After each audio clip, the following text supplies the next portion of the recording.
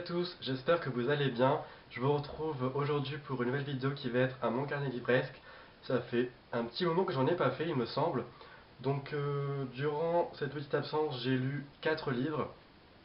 Assez content de moi, il faut le dire, parce que j'ai fait de très bonnes découvertes et j'ai eu une déception. Donc on va commencer tout de suite. Le premier livre que j'ai lu, c'est Parce que c'était nous de Mary McFarlane, publié aux éditions Milady, grand format.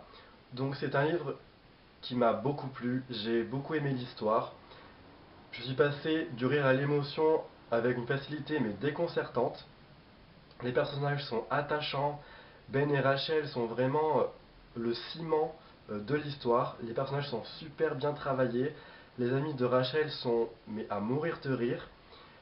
Et ce que j'aime bien dans cette histoire, c'est que l'histoire d'amour ne va pas trop vite. Les personnages réapprennent à se connaître en fait, parce que ils s'étaient quittés il y a 10 ans, ils se retrouvent 10 ans après, et en fait, l'auteur arrive avec son style d'écriture à nous intéresser, à nous rendre curieux. Il y a des retours en arrière qui permettent de rythmer assez bien le récit, et l'histoire qui va se développer est juste, mais topissime. Moi, franchement, j'ai adoré, même si j'aurais aimé qu'ils se mettent un tout petit peu plus vite ensemble, parce que ils se mettent ensemble genre le dernier quart du roman.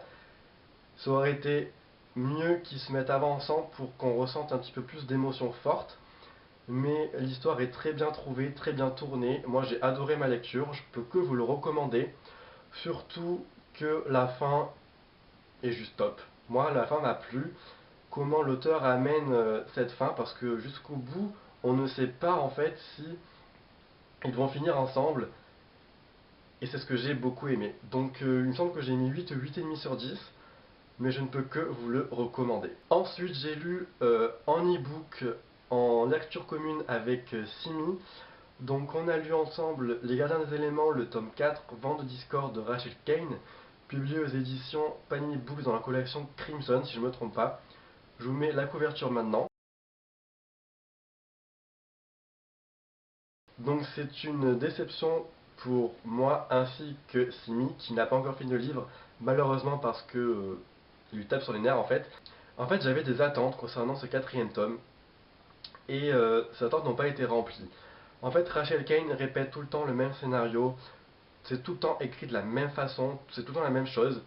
En fait, les débuts sont très très lents, et c'est ce qui nous gâche la lecture, parce que tous les tomes que j'ai lus, j'ai lus en lecture commune avec Simi, et à chaque fois, ça revenait comme ça. Ce qui nous déplaît, donc c'est lent au début, il se passe pas grand chose malheureusement. Le personnage principal qui est, comment elle s'appelle, Joanne, n'est pas attachante, mais du tout. Moi, elle m'attend. Je suis pas vraiment attaché à elle. C'est ce qui me dérange un peu. L'univers pourrait être top, mais on n'a pas l'explication vraiment détaillée concernant ça. Alors, c'est vrai que c'est une mythologie assez complexe, donc du coup, moi, j'aurais aimé beaucoup plus d'explications.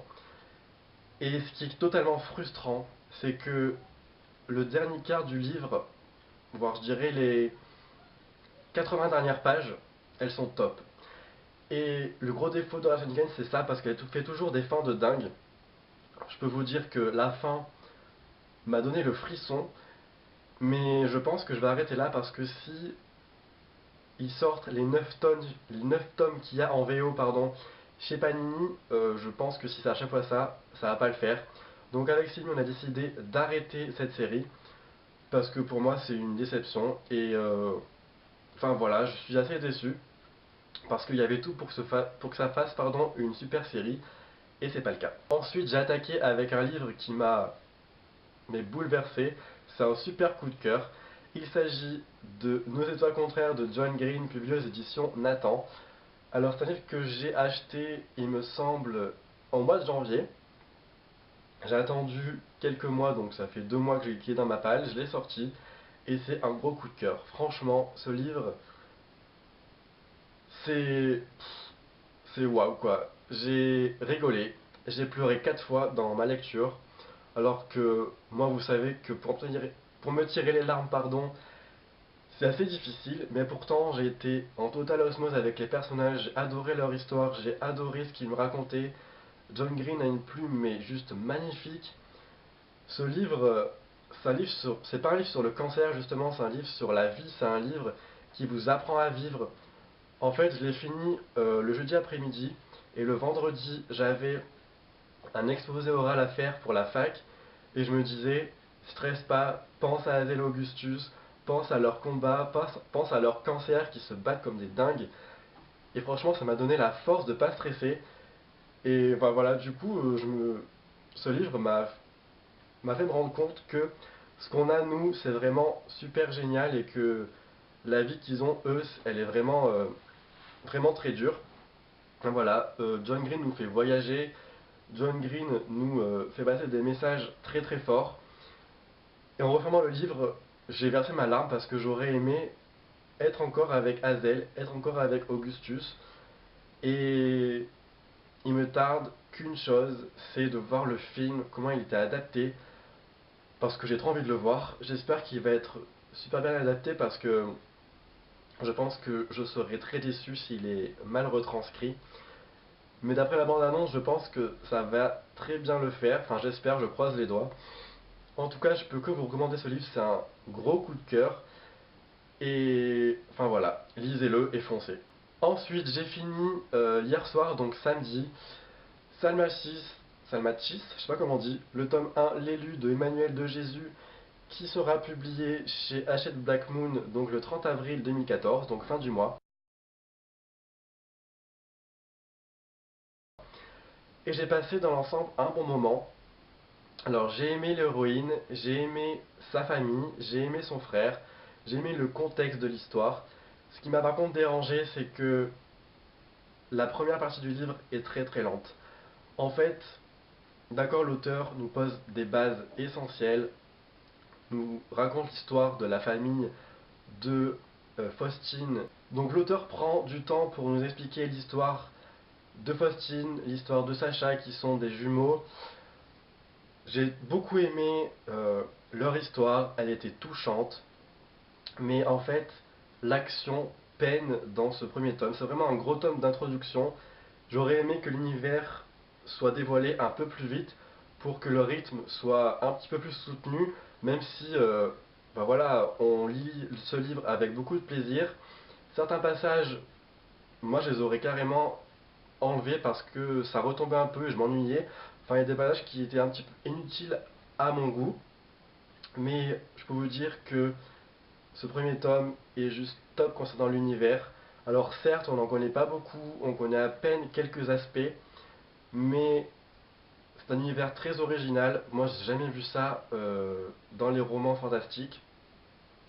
Et je crois que l'auteur a encore de la ressource, pardon, sous le coude et qu'elle va nous pondre un tome 2, j'espère, plein d'action et de retournements de situation, de découverte. Parce que j'en attends beaucoup. La fin m'a frustré à mort parce que j'aurais aimé qu'il y ait quoi, 50 pages de plus pour que l'on apprenne plus justement sur cet univers très original. Et enfin voilà, moi j'ai beaucoup aimé. La plume de l'auteur est très fluide, ça se lit très très bien. Il fait 480 pages, mais ça se lit tout seul. Je l'ai lu en 2 jours et demi.